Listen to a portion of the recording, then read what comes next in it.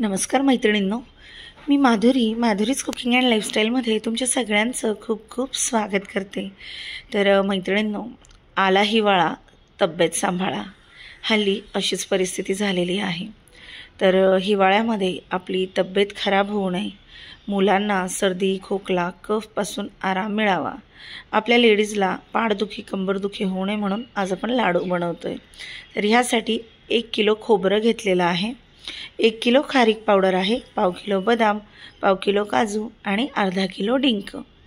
तर कुठल्याही प्रकारचा पाक न बनवता आज आपण हे लाडू बनवणार आहोत। तर सर्वात आधी खोबऱ्याचे असे बारीक काप करून घेतलेले आहेत आणि मग याला आपण मिक्सरमध्ये बारीक करून याची पावडर बनवून घेणार आहोत। आता दुसरी महत्त्वाची गोष्ट म्हणजे खारकेची पावडर मी रेडीमेड विकत आणलेली आहे, कारण चुकून खारकेचं बी जर मिक्सरच्या जारमध्ये गेलं तर मिक्सर खराब होतं आणि खारीक मिक्सरमधून बारीक करायला तशी खूप जडत जाते।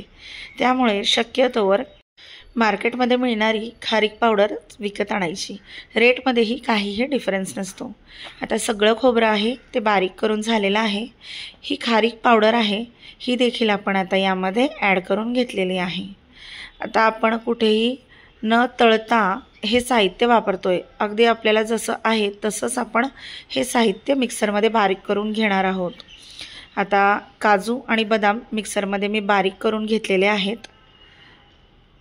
हे सगळं साहित्य छान असं मिक्सरमध्ये बारीक करून घ्यायचं आहे आणि तुम्हाला जर वाटत असेल काजू बदाम दाताखाली आले तरी चालतात तर तुम्ही स्लायसरच्या साहाय्याने त्याचे काप देखील करून घेऊ शकता।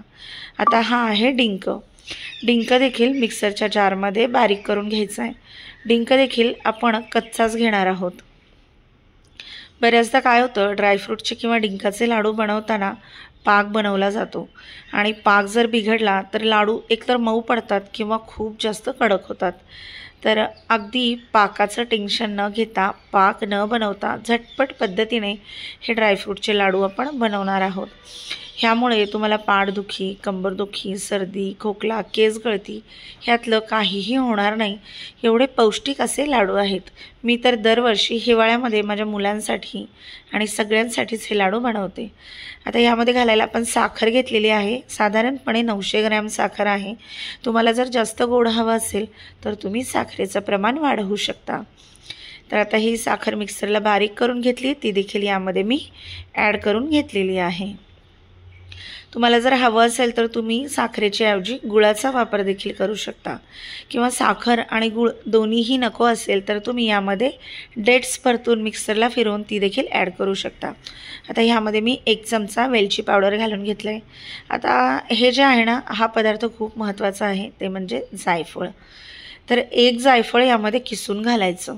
तुम्हाला माहिती आहे जायफळ खूप जास्त औषधी आहे, ह्यामुळे सर्दी खोकला आणि कफ अजिबात होत नाही आणि झोप देखील शांत लागते। आता यामध्ये जायफळ किसून घातल्यानंतर आपण पुढची प्रोसेस करणार आहोत।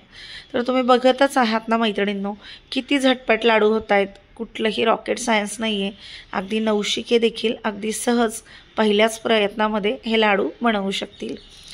तर आता हे सगळं मी दुसऱ्या पातेल्यामध्ये ट्रान्सफर करते आहे, कारण हे सगळं मिक्स करायला यामध्ये थोडंसं मला अवघड जात होतं, कारण लाडू बांधता देखील आले पाहिजे आणि हे सगळं व्यवस्थित एकजीव देखील झालं पाहिजे। तर तुम्ही हिवाळ्यामध्ये ड्रायफ्रूटचे लाडू कसे बनवता कमेंट करून नक्की सांगा। आता चमचा मी साईडला ठेवला आहे आणि मस्तपैकी हाताच्या साहाय्याने याला छान असं मिक्स करून घेते आहे। तर हे जे डिंकाचे लाडू आहेत ना, अगदी लहान मुलांपासून मोठ्यांपर्यंत सगळ्यांना आवडतात। तुमच्या घरात वयस्कर कुणी असेल तर त्यांच्यासाठी देखील हे लाडू खूप छान आहे आणि आपण सगळं साहित्य मिक्सरला बारीक केल्यामुळे त्यांना चावताना देखील त्रास होणार नाही। आता हे तुपाचं ॲक्युरेट प्रमाण कसं आहे, 1 किलो गाईचं तूप यामध्ये ॲड केलं आहे। तुम्ही म्हशीचं तूप देखील वापरू शकता, साजूक तुपाचा वापर इथे केला आहे। हे थोडंसं पातळ करून मग आपण यामध्ये ॲड केलेलं आहे आणि अगदी परफेक्ट प्रमाण आहे, ह्यामुळे लाडू खूप चिवटही होत नाही आणि तुपाचा खूप असा त्याला वास वगैरेही लागत नाही। आता हे सगळं छान असं मिक्स करायचं आहे। ऑलमोस्ट सगळं साहित्य आपण यामध्ये घालून घेतलं आहे आणि आता याचे लाडू आपण वळून घेणार आहोत। तर तूप अतिशय परफेक्ट प्रमाणात पडलं आहे, कारण याला बाइंडिंग देखील खूप मस्त आलेलं आहे। तुम्हाला छोट्या मोठ्या मध्यम ज्या साईजमध्ये हवे आहेत त्या साईजमध्ये तुम्ही हे लाडू वळून घेऊ शकता। खायला मस्त लागतात, पौष्टिक आहेत, थंडी देखील खूप पडली आहे, तर आजारपणापासून सुटका होण्यासाठी तर हे लाडू नक्कीच बनवा। तर याला मस्तपैकी वळून घेऊयात आणि हे लाडू लवकर खराब देखील होत नाही।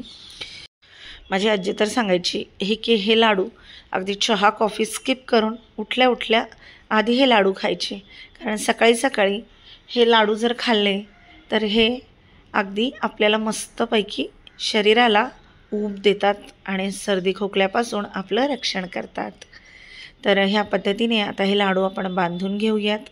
मैत्रिणींनो, तुम्ही देखील ही लाडूची रेसिपी नक्की ट्राय करा, माझ्या चॅनलला सपोर्ट करा, व्हिडिओ शेवटपर्यंत बघा। माझे व्हिडिओ जर तुम्हाला आवडत असतील तर चॅनलला लाईक करा, शेअर करा आणि सबस्क्राईब करायला विसरू नका। तर तुम्ही बघू शकता ह्याच पद्धतीने मी सगळे लाडू वळून घेतलेले आहेत। तुमच्या घरात जेवढे मेंबर असतील ना त्यांना सगळ्यांना हाताशी घ्या लाडू वळायला, कारण एकटीला एवढे लाडू वळणं तसं थोडं अवघडच जातं। तर मस्तपैकी आता लाडू वळून घेऊया आणि आपल्या तब्येतीची काळजी आपणच घेऊया। तर मैत्रिणींनो, रेसिपी तुम्हाला कशी वाटली मला कमेंट करून सांगा। व्हिडिओ शेवटपर्यंत बघितल्याबद्दल तुमचे खूप खूप खूप धन्यवाद। भेटूया अशाच एका नवीन माहितीपूर्ण व्हिडिओमध्ये, तोपर्यंत खूप खूप खूप धन्यवाद।